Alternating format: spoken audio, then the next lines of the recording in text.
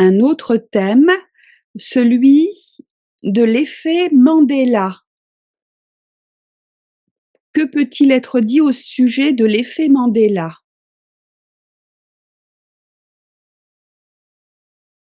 Un arbre qui peut symboliser avec ses branches parallèles comme une évolution, une progression. Moi, oui, puisque les mots, ça concerne le vivant, déjà. Je fais un petit résumé. C'est un constat qui a été fait justement avec Nelson Mandela, parce que bien des années après, certains ont la conviction qu'il est mort en prison et d'autres sont persuadés qu'il a vécu bien après. Même avec certains objets, certains ont la mémoire que certains jeux collectifs familiaux avaient tel logo dans les années 80 par exemple, et puis actuellement quand on voit les mêmes jeux, ils ont plus du tout la même apparence. C'est pour plein de choses différentes, comme si la réalité, 10-20 ans après, serait transformée. Elle ne serait plus la même. Aussi bien pour la réalité du vécu de certains des humains que pour la réalité purement matérielle avec les objets ou les circonstances qui, dans la mémoire de chacun, est revue différemment. Commencement, ça commence avec le vivant. Échec. J'ai la notion d'expérimentation qui a raté. Conditionnement, à nouveau. Certains pourraient expliquer ce phénomène très très étrange où la mémoire collective du passé, quand on se la remémore ou s'en souvient, ça concorde plus. Pour certains, ce seraient des expérimentations qu'auraient fait certains scientifiques qui auraient comme ça perturbé la temporalité, les événements, comme une distorsion.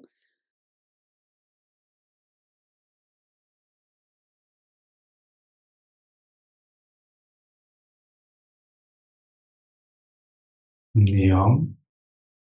Est-ce que l'effet Mandela est une réalité, est un phénomène réel? Est-ce qu'il y a effectivement changement de la réalité du passé? Matérialité. Un effet sur la matière quand même. Oui, c'est un effet sur la matière. Moi, c'est cette carte conditionnement.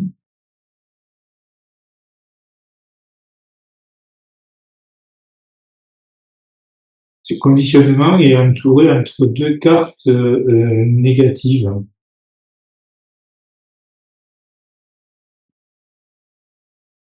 J'ai l'impression qu'en fait, c'est une expérimentation au début de la vie. En plus, on voit, il y a quand même des branches là qui pourraient évoquer quelque chose en parallèle.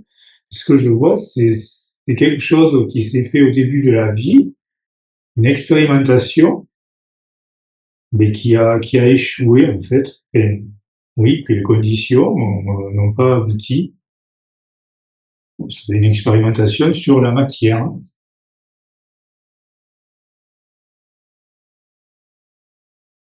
Confiance.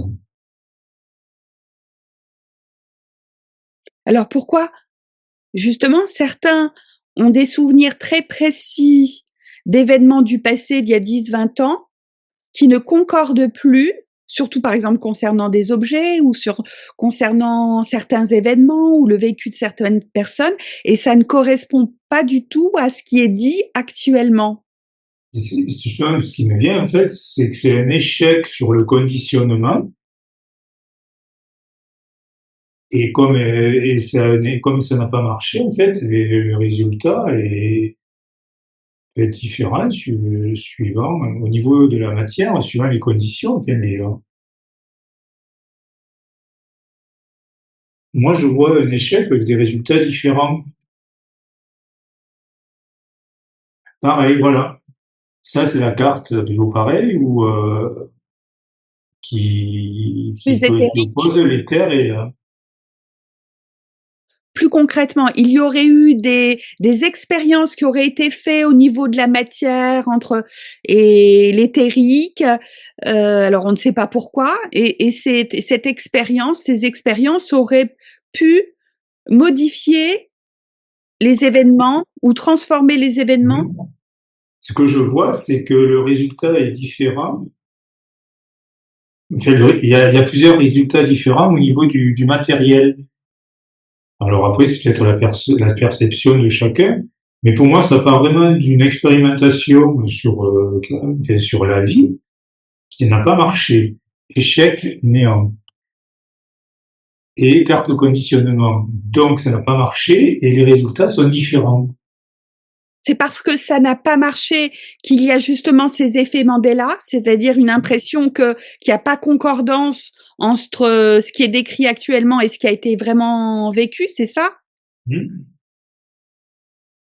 Cette carte-là, donc on voit les lots. Voilà, ça m'évoque vraiment l'aspect, on va dire, plus matériel et l'aspect plus éthérique.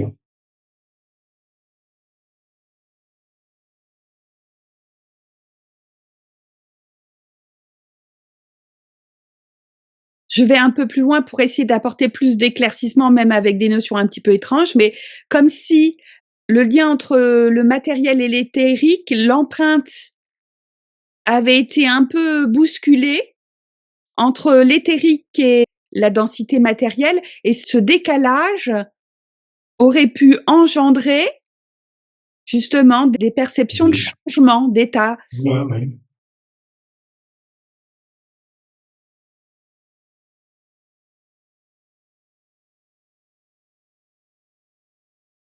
On va demander par rapport à cette expérience-là qui a un peu chamboulé la perception du passé et de la description du passé également.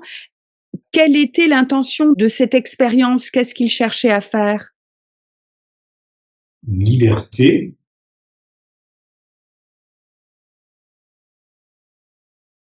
pour se libérer. Enthousiasme. Les Romains, c'était pour améliorer leurs conditions d'existence. Hein.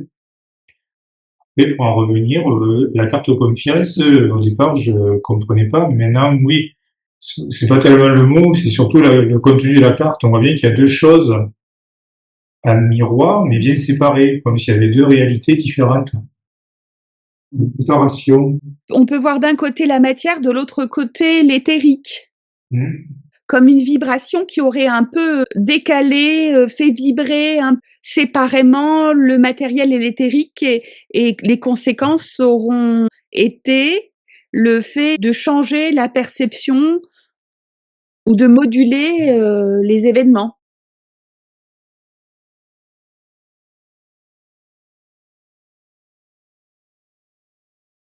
En fait, oui, ils ont fait ça, donc du coup, ça a eu un impact au niveau de la matière. En fait, ils l'ont fait pour eux avoir plus de liberté et mieux vivre. Une lumière. Dans la lumière, je vois la notion d'énergie, comme s'il y avait eu une action sur Oui. l'énergie au niveau énergétique qui a un peu tout perturbé. Je pense qu'ils l'ont fait pour leur intérêt quand même. Mais ils l'ont vraiment fait pour eux, pour améliorer leurs conditions. Ouais. Équilibre. C'était vraiment pour eux trouver l'équilibre.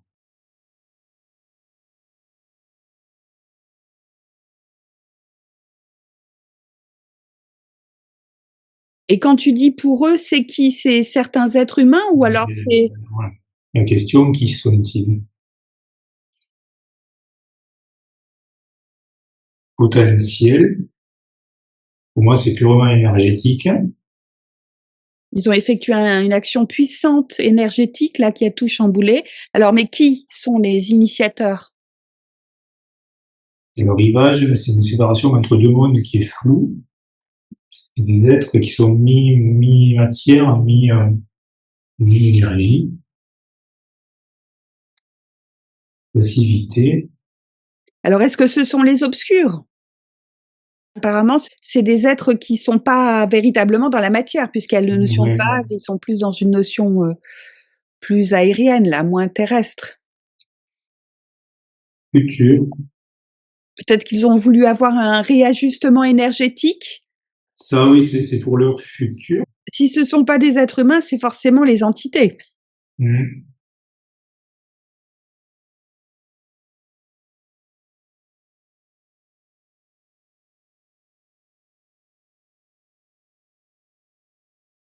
Comme un nouveau petit soleil là, comme une Ouais. naissance. Mais on avait vu dans une autre vidéo qu'ils ont eu l'intention plusieurs fois de réajuster pas mal de choses, ne serait-ce qu'au niveau de la ceinture de Van Allen ou même dans l'intérieur de la Terre, pour reconfigurer l'espace de la densité à leur convenance. Ça peut être que eux, c'est-à-dire qu'ils ont remodelé pour leur confort à eux. Et il y a eu une perturbation, Il y a eu un problème et c'est un peu comme s'il y avait une perception différente suivant les personnes. une Ouais. empreinte électromagnétique qui a été Ouais. perturbée. Complexité. Donc ce sont vraiment les obscurs qui ont fait une expérience qui était censée être bonne pour eux, mais une expérience qui a échoué et qui a engendré des perturbations importantes entre le domaine éthérique et matériel. Et comme conséquence, il y a eu des perturbations dans la perception de la réalité présente et passée. Ouais. Oui, c'est ça.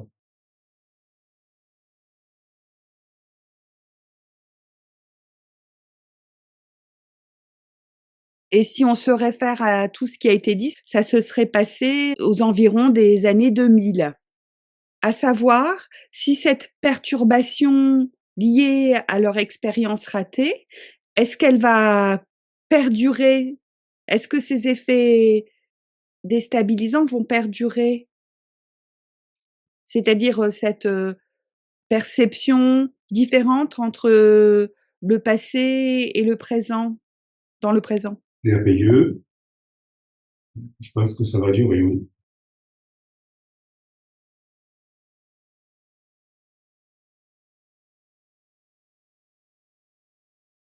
Est-ce que ça veut dire que ce qu'on aura vécu dans 10, 20 ans, la mémoire qu'on en aura au niveau collectif pourra être, différente? Rejet.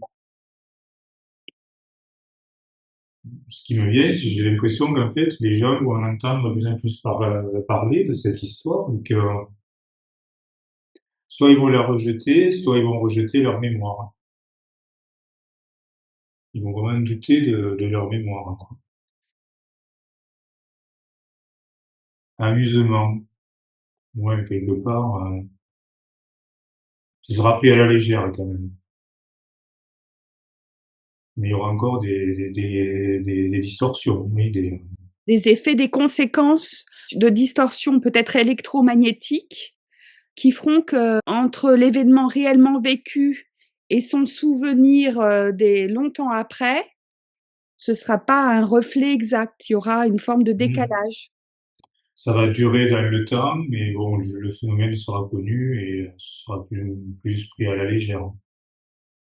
Ce sera peut-être repris par certains humains en disant que oui, c'est normal avec l'âge, on n'a pas une mémoire exacte du passé. Mmh. Ça va être peut-être banalisé, alors que réellement, il y a de véritables distorsions qui sont quand Mmh. même inquiétantes, du fait de se dire qu'un événement vécu 10, 20 ans après, le souvenir collectif qui en restera ne sera pas conforme à ce qui aura été réellement vécu. Austérité.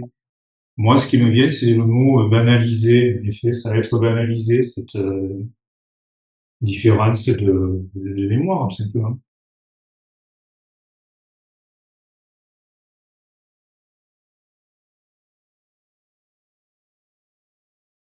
Si j'extrapole encore, si comme ça, le vécu des années plus tard est complètement transformé, n'est pas le reflet exact de ce qui s'est passé, est-ce qu'il en est de même de la mémoire de chaque être humain? C'est-à-dire que, voilà, on vit quelque chose, on mémorise certaines choses et puis, au bout d'un certain temps, eh ben, cette mémorisation devient autre. Connaissance, cette carte, tout ce qui a mêlé. Donc j'ai l'impression que oui, même au niveau de la mémoire individuelle, enfin, tout a tendance à se mêler. Il va y avoir un brouillage, une forme de brouillard. Des interférences. Une bonté. Après, je vois pas quelque chose de forcément négatif sur ça. Ou d'impact négatif sur la personne, en tout cas. Même si sa mémoire individuelle est perturbée. Une flamme.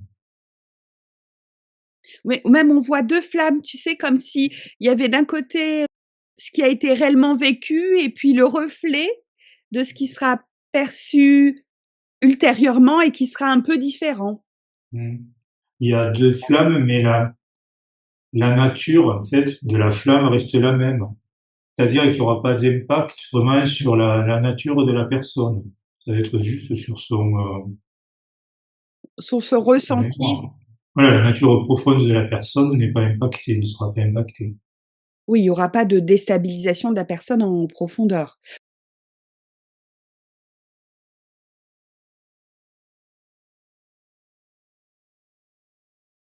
Demande s'il y aura quand même altération de ses capacités Intuition. Je pense que non, elle gardera toujours ses capacités. et peut-être, c'est grâce à l'intuition, aux capacités plus intuitives qui sont moins rationnelles, c'est ces capacités intuitives qui vont permettre d'apporter l'équilibre, qui vont de rétablir, une forme de cohérence. Ce que je sens là, c'est vraiment, oui, le côté intuition ne sera pas du tout impacté. Et ce côté intuition, il pourra même aider à faire en sorte, de créer une forme, comme je disais, de cohésion entre, ce qui a été vécu, ce qui a été fait et la plus tard ce qui en sera perçu, qui sera peut-être un peu différent, mais la sphère intuitive mettra justement une cohérence, un lien cohérent.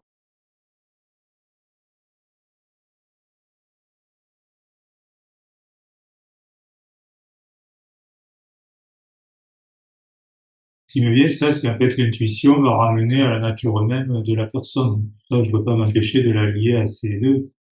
Et voilà, une flamme reste une flamme, même s'il y a une flamme, enfin, la nature de la reste la même. Oui, puis on même en allant plus loin, on peut dire que l'intuition, c'est vraiment le propre de l'être humain. Les capacités rationnelles, ce sont des capacités qui ont été ajoutées au cours du temps.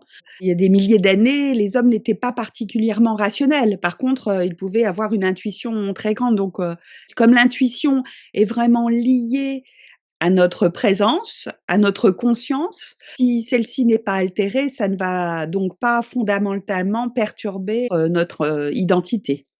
Mm.